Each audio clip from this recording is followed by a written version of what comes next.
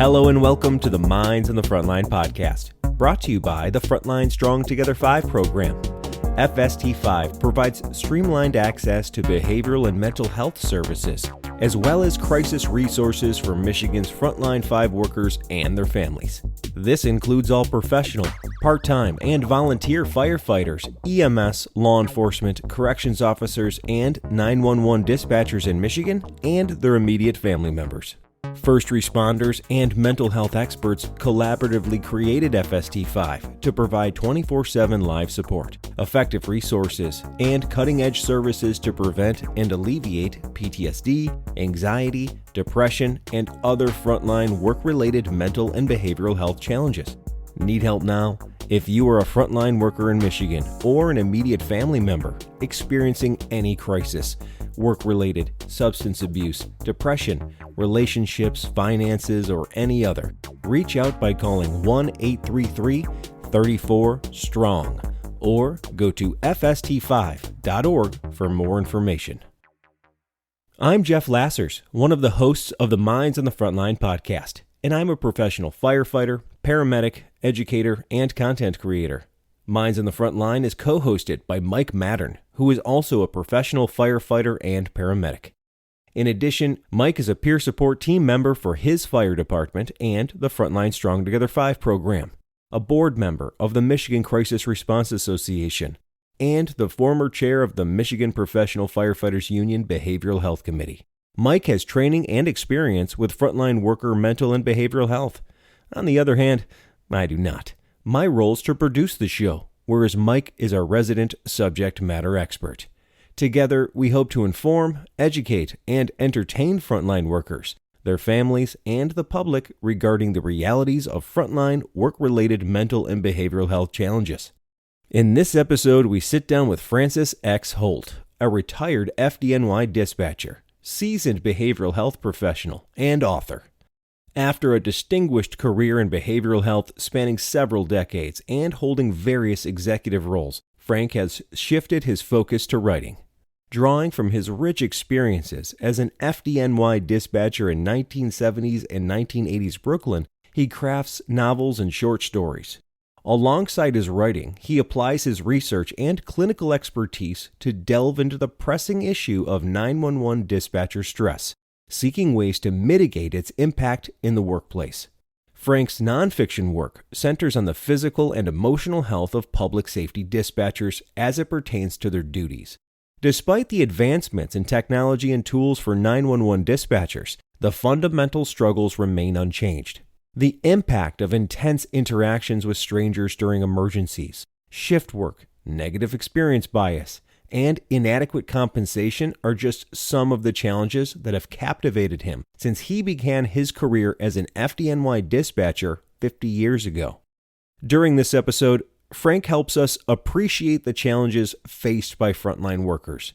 He compares and contrasts the challenges 911 dispatchers face with those encountered by other frontline workers. And he provides recommendations for frontline leaders to support the mental and behavioral health of their personnel. This episode is an insightful conversation that sheds light on the critical yet often overlooked role of 911 dispatchers and the importance of supporting their mental and emotional well-being, despite the evolving technological landscape. You can find a list of Frank's published books on Amazon or via the link in the episode description. Check out his latest novel, A Tale of Brooklyn Box 1309, a Guardians of Brooklyn novelette. Please check us out on YouTube, Instagram, and Facebook, and make sure to like and subscribe to all Minds on the Frontline podcast social media channels. Thank you, and enjoy the show.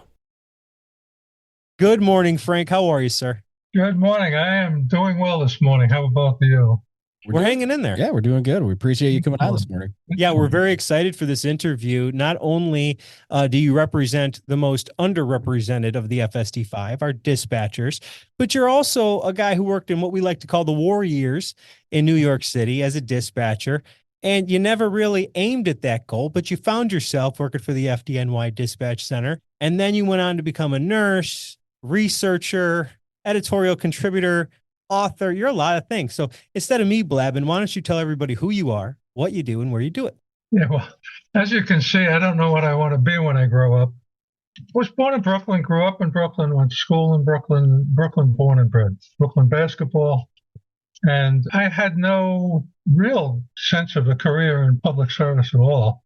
And I went to college on a scholarship, which didn't force me to think too much about where I was going.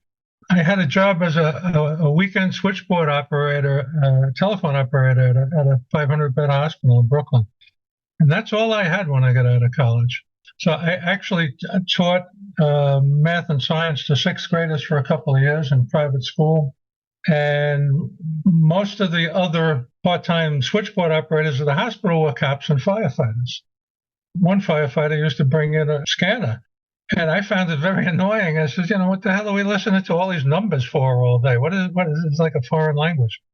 And he started to teach me about it. And then he said, how much are you making as a teacher? And I told him, and he said, oh my God, no wonder you're still working here. How would you like to work for the fire department? I told him when I was playing basketball as a kid, I had broken my back, and I don't think the fire department was going to be interested in me. And he said, no, I got you. I know somebody who can get you a job as a dispatcher. I said, well, what's the pay? And he told me what the pay is. I said, yeah, I'll take it. And no idea. No idea. I was just driven by my monthly bills. Most people are at that time, right? So you just hey man, sure. I can do better and have a better future. Whatever. Let's go do that. Ignorance is bliss. And I had no training. Walked into the Brooklyn CO. It was all on the job training. I was what they call a provisional appointee because they hadn't had a civil service test, but they had openings. 3 of us were appointed that day. It was in May of '73. And I walked in and all hell was let loose every night. And I thought, well, I guess that's the way it is. That's what they do. Meanwhile, you start just doing paperwork, and then you kind of figure out how that relates to everything else that's going on. You hear the numbers. These numbers start to make sense. You actually get in your car and start driving around looking and seeing where these firehouses are and introducing yourself to people. Now, this is very important for the stress part. It started to coalesce into the sense of being part of a team and being mission-driven and all that stuff. And whether it was stated or not, you didn't really want to fail anybody. The more people you met, the more people you liked, they were relying on you. And so no matter what was bothering you at the time, you just kind of powered through it because people were depending on you. People were calling you and the people you were sending out to these things. So. Well, let me ask you something there. We had a previous dispatcher with just 6 years on, and we asked the state of training for dispatchers. It wasn't an overwhelming amount. A lot of it was learning on the job while just understanding the basics. What was it like when you got there? You said you just got there and did some paperwork, listened to the numbers, and kind of caught on. Is that? Yeah.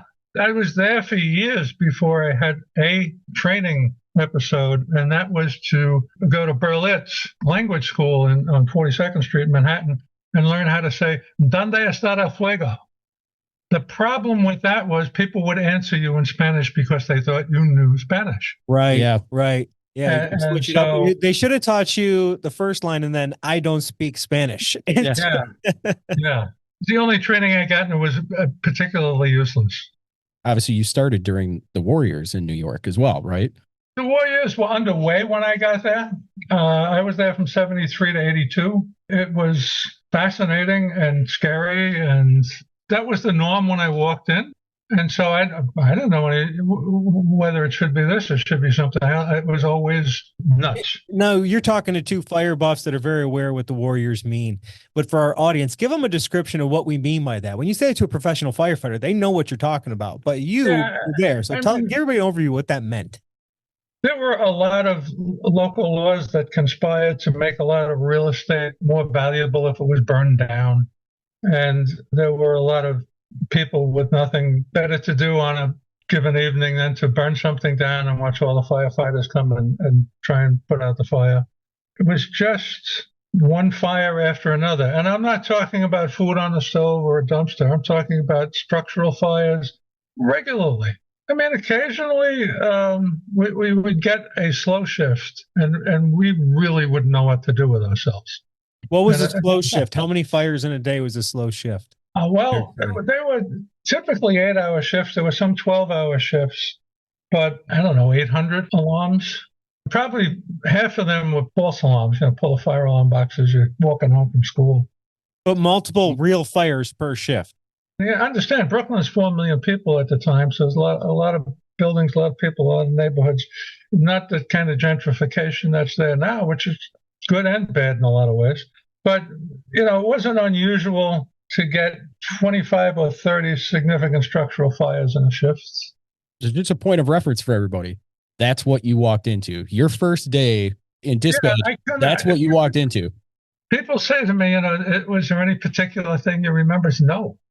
It's too much. Yeah, you had too much coming in. Yeah. Yeah. No. Your brain's just like, it's just another day. You call units there, keep them safe, transmit information, move on to the next one. Yeah.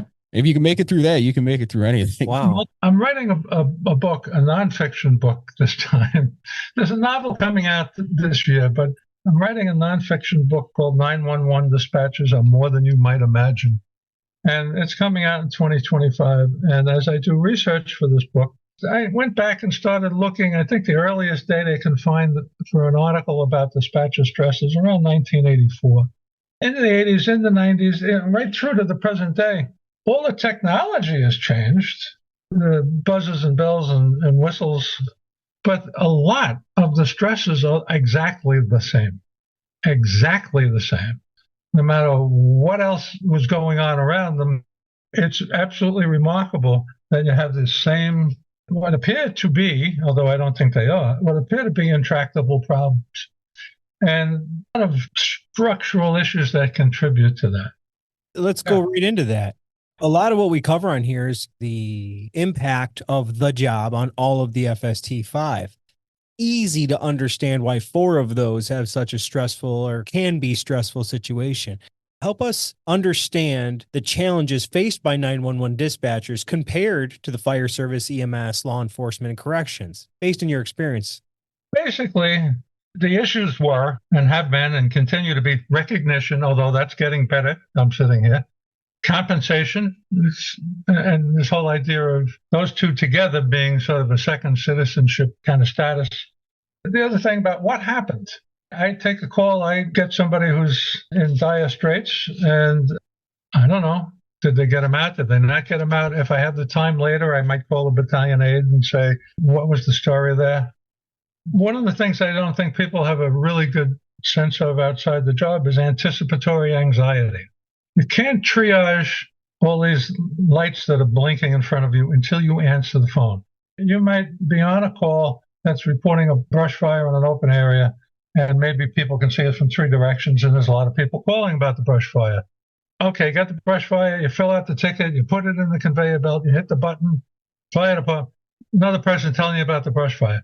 One button after another is a brush fire, brush fire, brush fire, and the next one is a burning dynamite factory. Or somebody having an active cardiac event. You don't know what you have until you press the button. And sometimes when you press the button, I'll give you an example. I pressed the button one night and there was a guy threatening to blow up banks. He said there were bombs. And I'm writing like crazy. I'm scribbling. I'm waving for somebody to get me some help. I've seen that movie. I'm just kidding. And I got off the phone with him and they got the cops to respond to however many locations it was, more than 2 or 3 locations. Bombs went off, and the cops had cleared the area. And okay, so I'm thinking, well, that's pretty good, all set. But no, then I start getting phone calls from federal agencies. Tell me more about the caller. The questions were more and more ridiculous. Did I recognize an accent? Could I tell what was in the background? Ask the same questions in 7 different ways, which is an interrogation technique. The next time I see a light blinking, I'm thinking, oh, God, I want to answer that light, but oh, God, I really don't want to answer that light. That's a conflict that a lot of the people I work with would talk about overbears after work, which was a primary maladaptive means of coping. You didn't admit to stress. The first article I wrote about stress when I was out of the fire department was about firefighters and PTSD. I didn't write about dispatchers. I wrote about firefighters. And I got a job in a VA hospital. I was working with combat veterans. And the more we talked about PTSD and the clinical indicators for PTSD, I said, I think I might have had this. And it's not like measles. It kind of hangs around with you. And I wound up writing about the dispatcher and stress, and then it led to a lot of other articles about the dispatcher and stress. But from a physical health point of view, habitual short duration sleep is not good. And I don't know how many of you may have been aware. The Federal Aviation Administration came out with a memo. Air traffic controllers should have 10 to 12 hours off after a shift. Absolutely 12 hours after nights. And we hardly ever got that. We would sometimes get ordered overtime at the end of the shift. You'd sometimes be happy or grateful to take an overtime shift because you weren't making enough money. But I looked at one thing, and it was an article about nurses and nurses who work nights. And basically, no matter how well you eat, no matter how well you attend to other parts of your existence, night shift work is significantly associated with cardiac problems and diabetes. People who work nights tend to snack more frequently. So the structural problems of the job before you pick up a phone. You've got the culture. You really want to help people. You want to do the right thing. You're not sure whether or not you did help somebody. People are getting better at training, but you don't have as much training as you think you need. You don't have much in the way of career pathways. So departments invest a lot of money in recruiting and now training, bringing people up to speed in some places. But keeping them, retaining people requires investment. Your job is not done after you've hired somebody and put them in the seat. You can't guarantee people are staying in the seat either. And it's weird how, in the United States, your ability to create a retirement fund for yourself has decreased dramatically for our frontline workers. And so when you take a lot of those things away and you don't have good retirement, you don't have good health care, well, guess what? You're not going to get people investing their careers in it. It's just not going to happen. And so now we're feeling the effects of that, which is doubling down on what these dispatchers and everybody else are feeling.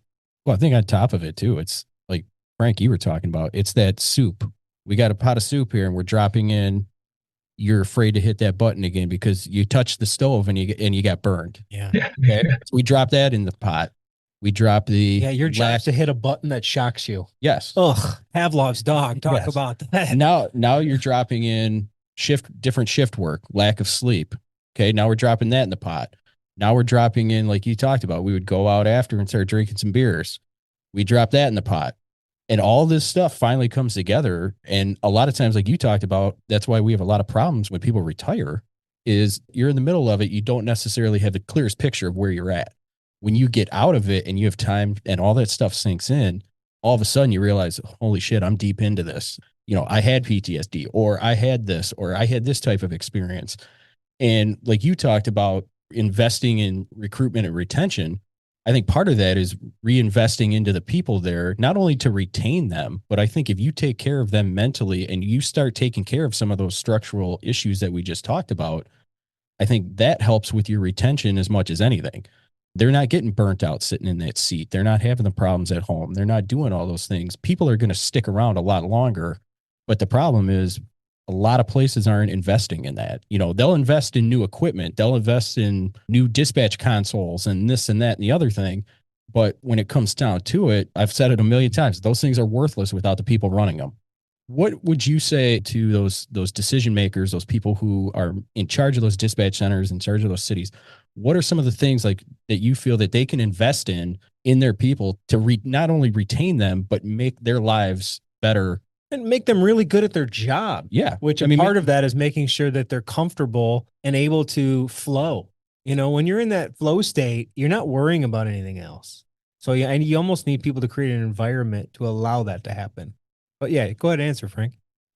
Yeah. So for the management people, I was a union president. I was the president of the union that represented the fire alarm dispatchers and the supervising fire alarm dispatchers.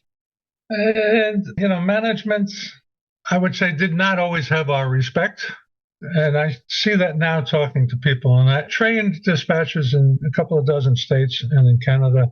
And one of the common things I hear is, well, I know this is communications, but there's not much communications within the organization.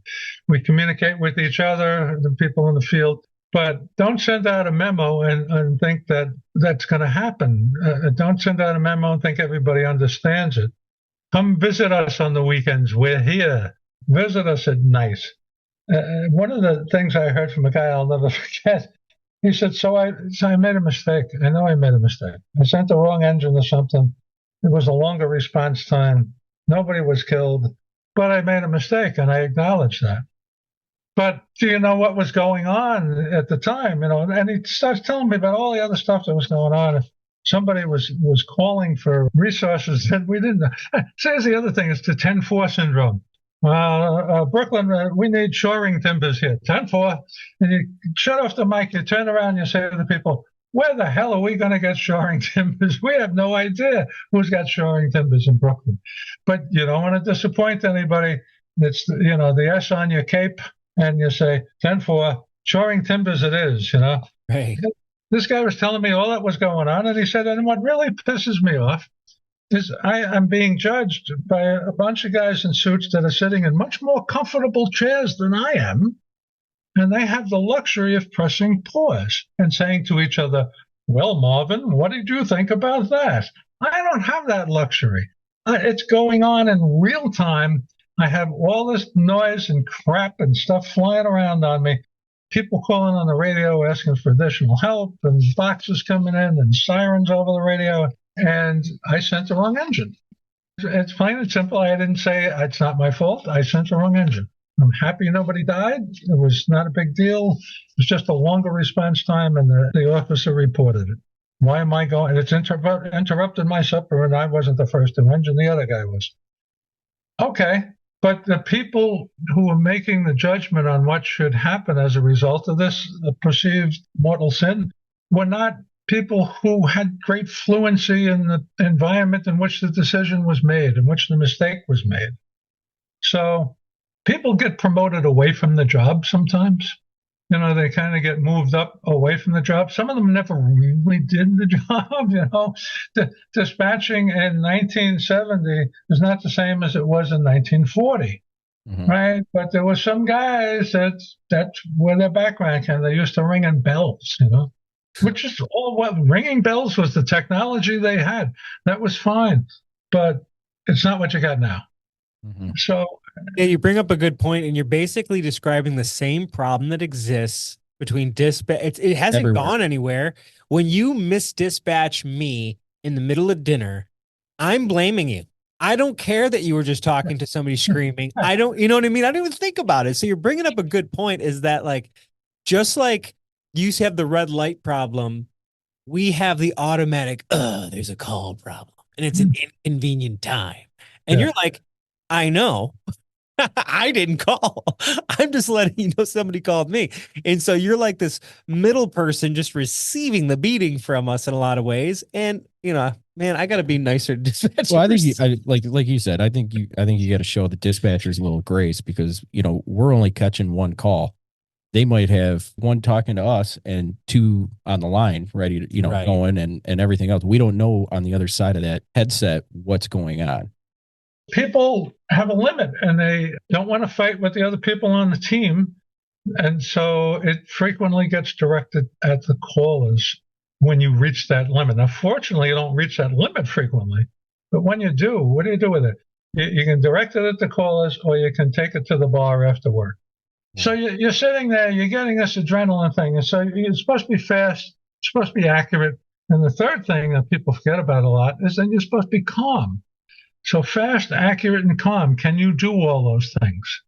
So there's a price to be paid for that. There's a lot of adrenaline. And strangely enough, if you're on a run, you're getting up on the rig, you're getting off the rig, you're grabbing your box, you're opening your box, or you're hauling hose, or you're doing whatever you're doing. You're doing physical things with that adrenaline. And if you're sitting in front of a dispatch console and you got somebody coughing and choking and they're trapped and they're just visiting and they don't know what floor, they don't know the address, you don't have any alley at the time.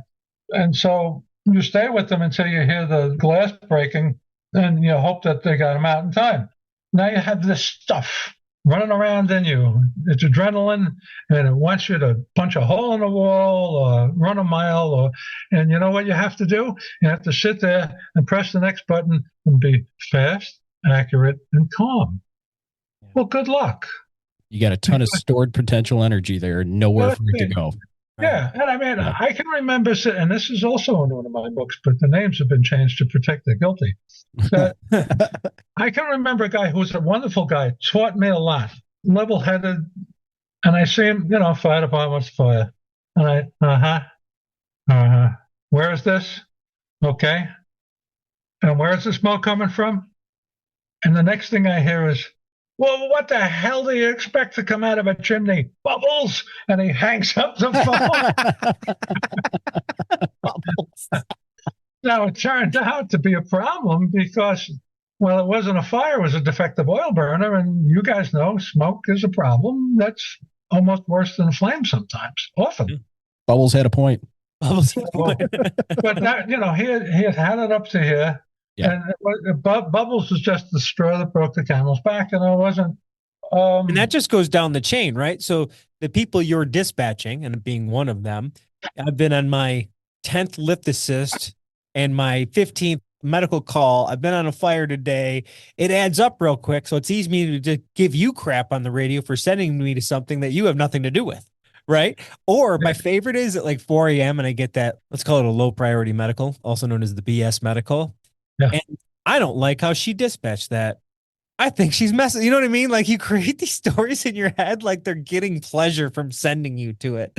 And it's easy to build up this hate in your gut all day from being one call to the next. Yeah. And, part of that is the lack of understanding. I do think, people talk about ride-alongs. I think a sit-along is a good idea.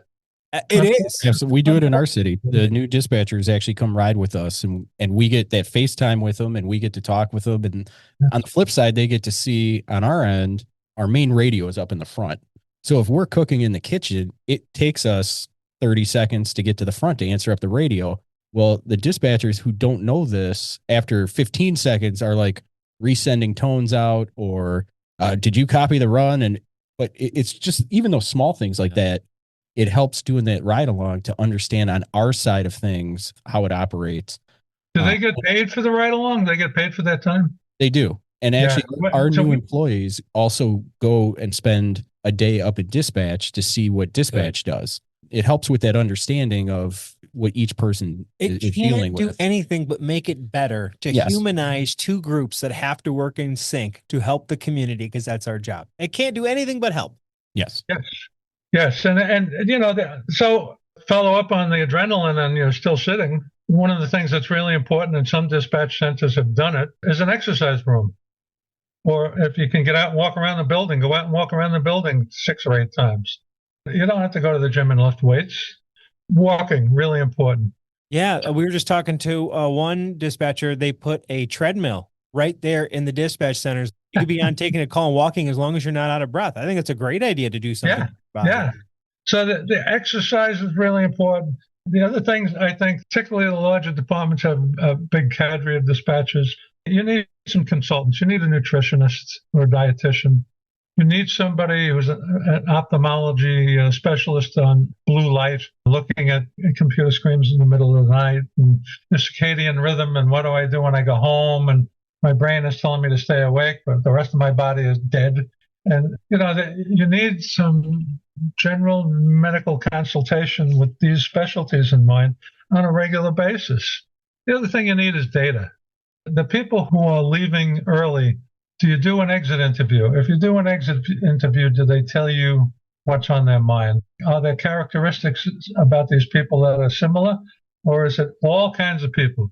Is it male and female in different age groups and different ethnicities and different races and different times, the length of time on the job, length of service? What are the similarities in people that are leaving? So that you look around, if there are a bunch of statistically significant variables, you look around at the people you already have and say, let's start with these people because we want them to stay. And you sit them down and say, how do we make this better? What is it that you need? Because these people are smart and they have ideas about things. Have you thought about becoming a lobbyist for dispatchers? I mean, you're doing a good job of fighting for them here. Yeah. I mean, think that might be So, your next career. Guess what? Easiest job in the world was to be a union president for fire alarm dispatchers in New York City. The pay was shit. The action never stopped. And these guys were dedicated to the job they did. They were not hard to represent. These people are very good. They have a positive attitude towards the delivery service. They're underpaid. They work all hours of day and night. I did a post on Christmas Eve on LinkedIn. I said, I know where you are and I know what you're doing. It's because they're always there. They're always there. They are always there, everywhere, all over the country. Pick up a phone, talk to strangers. A stranger doesn't have to be a taxpayer. He doesn't have to be a citizen.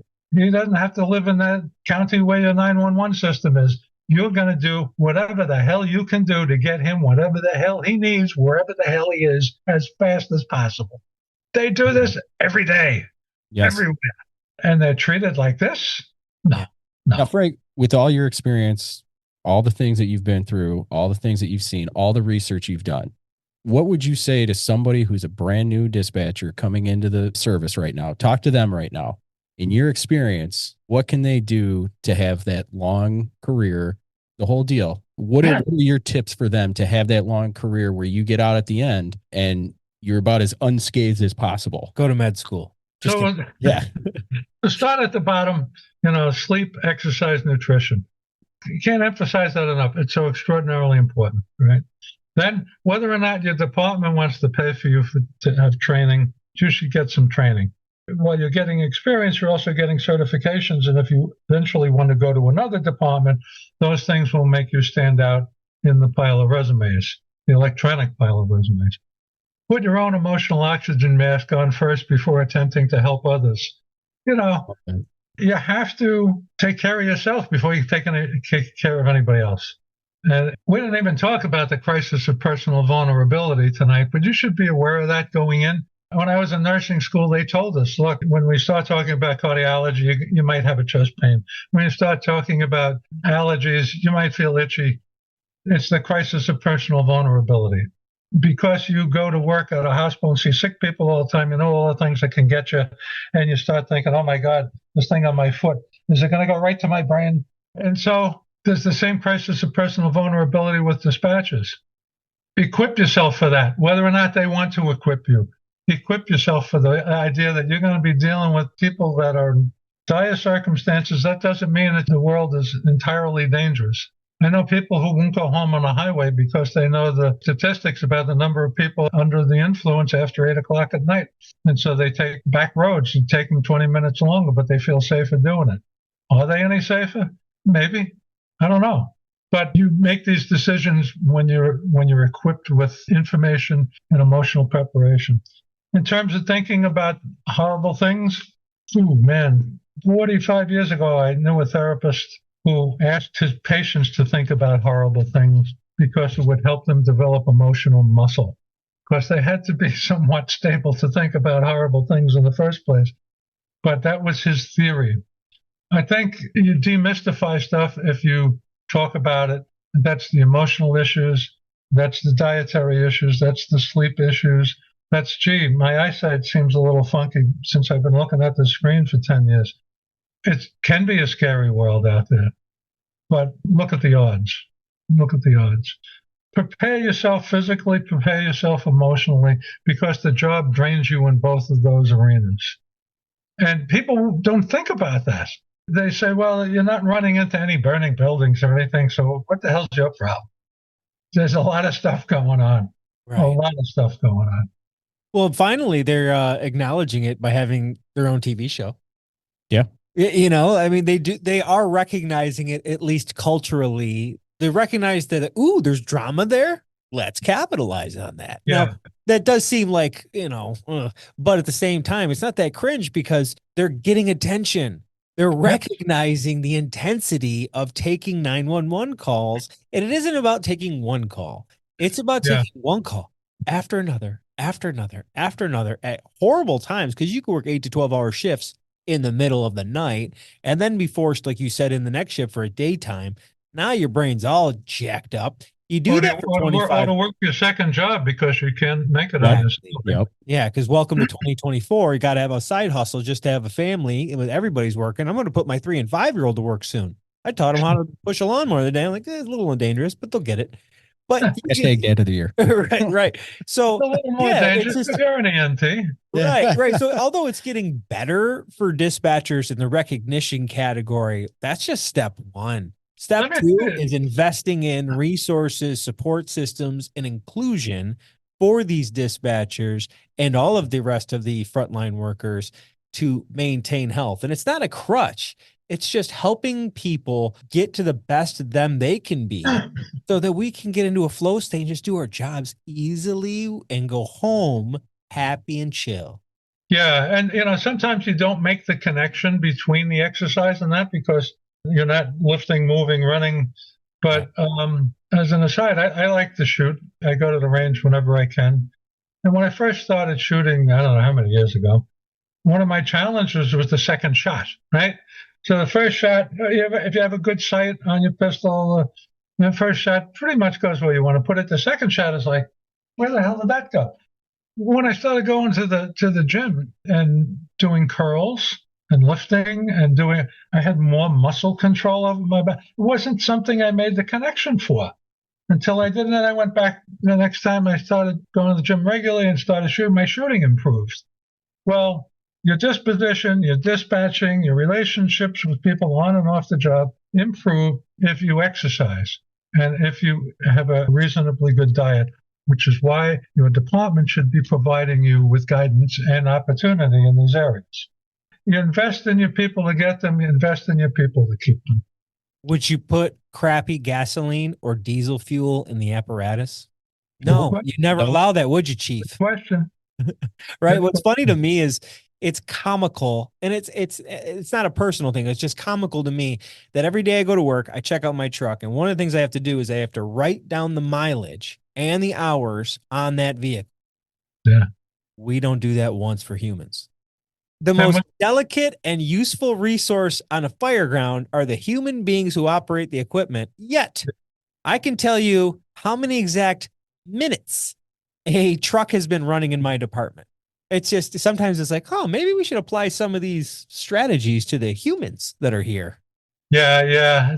Maybe the people up the chain will understand motor miles on humans. Let's hope one day. Because you do accrue a lot of motor miles as a dispatcher. Well, I mean, even look at preventative maintenance. It's on a schedule to make sure things are okay and keep running. There's no preventative maintenance for people who are running. Not only that, there's entire industries built on telling you when your truck is due for service and what it needs and all these things. Yeah. Now I realize we have the healthcare system and all that, but man, it's just funny how we think about these things and how we value them, and it's for the job. And it's like, this vessel is what's getting the job done. Yeah.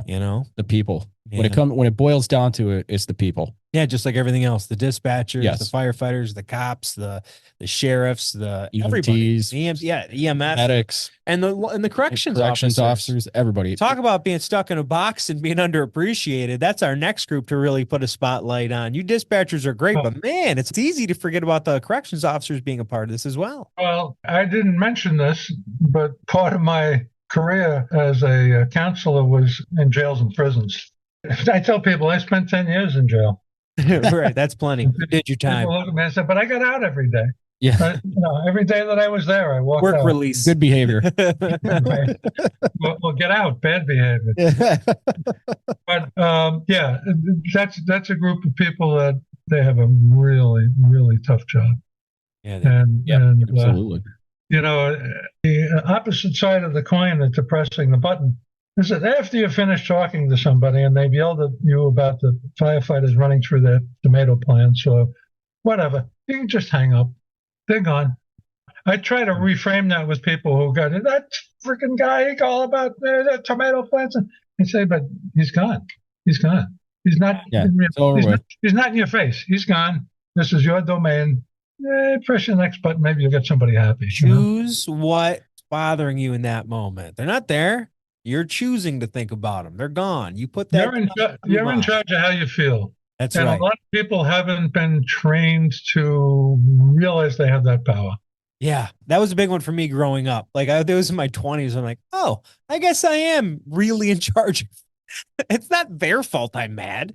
I'm choosing to be mad about something else I have no control over. So it's an interesting thing that we all need to kind of adopt. And for certain kinds of managers who say, you're back on the chart, you're off the release time, you say, okay, you don't let other people dictate your emotional response. You've been around a lot of firefighters then, if you know not to let them. Yeah, not to let them get to you. Don't go for the bait. And Exactly. Yes. the people who are going to be accurate, fast, and calm realize that they can help contribute to that triad by getting exercise, by getting sleep, by good nutrition. Make it easy on yourself. And the payoff is pretty remarkable. It's really worth it. Absolutely. Frank, this has been amazing. We've had a great conversation with you. I hope to have you back in the future. Please tell everybody about your upcoming books, all your publications, where they can find you. So the novels are a series of books called The Guardians of Brooklyn. The first one, that's the name of the book. The second one is Don't Blame Brooklyn. The third one is Brooklyn Hellfire. And it's all about dispatchers in the 70s in Brooklyn and the kinds of stuff that they get mixed up in politically, illegally, and allegedly, yeah. Fictitious stories, yes. Loosely based in reality, yes. Would you say? I would say it's not ripped from the headlines because it's 50 years ago, but the statute of limitations has expired. The fourth one is in editing right now. It doesn't have a title yet, but I'll let everybody know when it does. I also had a nonfiction book out there about, it's called Have I Got a Story for You? It's about writing your resume for police, fire, and EMS people. And the next one for 2025, and as I said in my email, it keeps getting bigger because there's more and more stuff I find to write about, is 911 dispatches are more than you might imagine. And that will be coming out next year. And I'm trying to keep it under 500 pages. Well, we'll definitely have you on to come talk about that, because I think that's going to be awesome to bring Where back. Can they find these books? Amazon. Okay, perfect. Amazon. I have an Amazon page, and I did write a textbook way back when called Emergency. 1991. I found it. Yeah, Emergency Communications Management, and it's almost quaint looking at it now. It's funny that you could tell what era it's from based on the binding. I thought, I was like, oh, this is just a cool looking book at this point. Yes. It was published by Fire Engineering Books. And they're still around and still one of the bigger publishers in that industry. So you're worth it. Yes, they did a good job. I had great editing and great advertising support. They did a really good job. The one thing that's in that book and there are a number of things that are still applicable 40 years later, but there's a lot in that book about stress. And even then, and I didn't know it. No, it's just like, well, this is something I should include. Like, people talk about it once in a while, and it really, I'm the one who should be aware of this. I was treating stress in veterans and talking about stress in firefighters. I didn't know about it until one day I went, holy moly, I've got that. Yeah, exactly. Yes. Yeah, it's funny how that works out. Well, check out the episode description for links to Frank's Amazon book page, and please check out his stuff. Thanks. Thank you so much, Frank, for coming on. Thanks for having me. Appreciate it. Bye-bye. Thank you for joining us in the Minds on the Frontline podcast. We hope everyone enjoyed this episode. We have more great content coming out soon. You can find a list of all of Frank's published books on Amazon or via the link in the episode description. Please check us out on YouTube, Instagram, and Facebook, and make sure to like and subscribe to all Minds on the Frontline podcast social media channels. Thank you for listening to the Minds on the Frontline podcast. Have a great day.